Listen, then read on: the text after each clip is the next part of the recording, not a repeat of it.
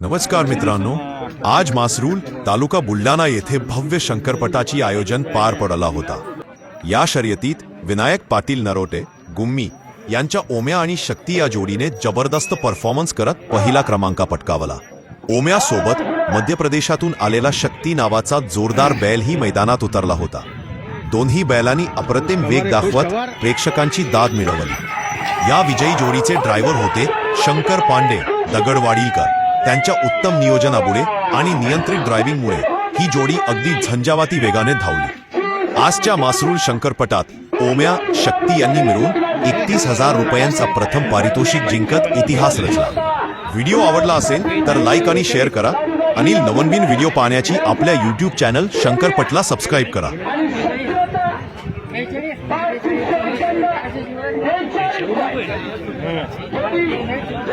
सारा कुछ खबर दी